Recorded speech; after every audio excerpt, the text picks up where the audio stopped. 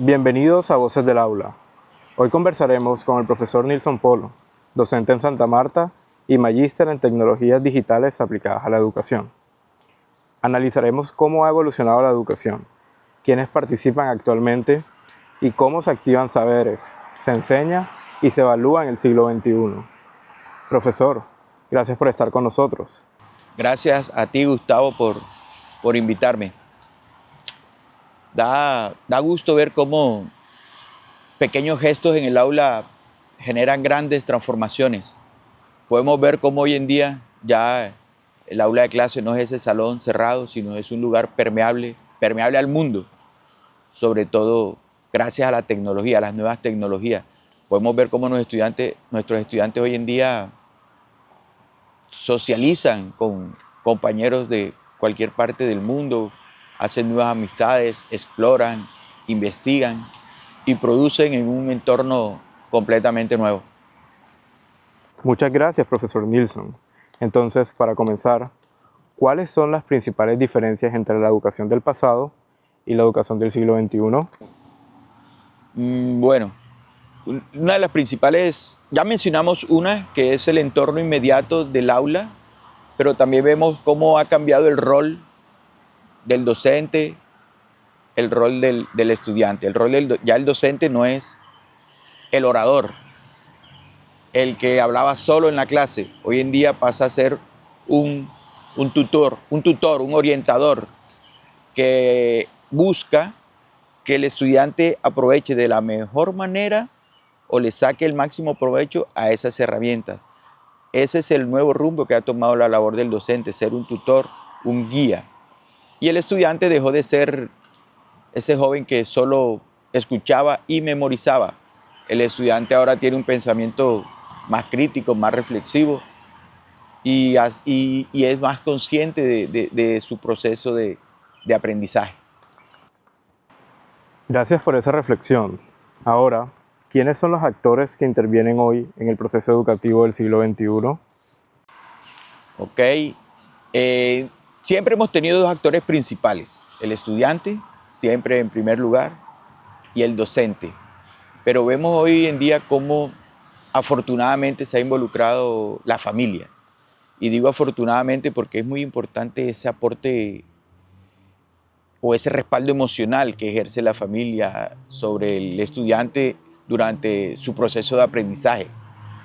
Por otro lado, también vemos la sociedad. No nos hemos dado cuenta o no hemos analizado qué tan profundo qué tan profunda es esa influencia de la sociedad en nuestro proceso de enseñanza y aprendizaje. Ella nos genera un contexto inmediato que siempre va a marcar y va a influir en ese proceso de aprendizaje del estudiante. No solamente en el proceso de aprendizaje del estudiante, sino en el proceso de enseñar por parte del profesor. También se va a ver influenciado por el entorno inmediato. O sea que es muy importante el contexto, el aporte de la sociedad. También tenemos un actor nuevo, no es nuevo, es un actor con el cual debemos trabajar muy de la mano, que es nuestros gobernantes. Son ellos, los políticos, quienes trazan metas, trazan rutas y nos guían hacia dónde va la educación. Incluso son los que destinan los dineros y es muy importante que siempre que tanto los gobernantes como la educación vayan de la mano. Muy interesante. Entonces, para finalizar, ¿cómo deberían concebirse hoy la activación de saberes, el proceso de enseñanza, aprendizaje y la evaluación? Bueno, esos tres puntos son muy importantes para el proceso del aprendizaje significativo. Lo que tú acabas de mencionar ahí, activación de saberes, proceso de enseñanza y la evaluación.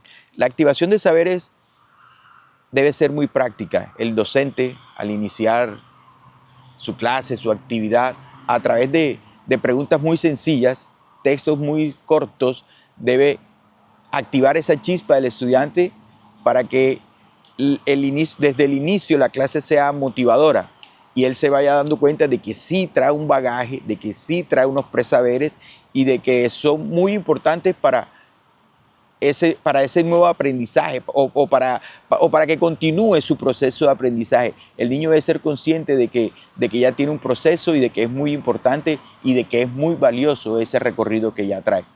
Por otro lado, el proceso de enseñanza debe ser muy debe dejarse enriquecer por las nuevas tecnologías.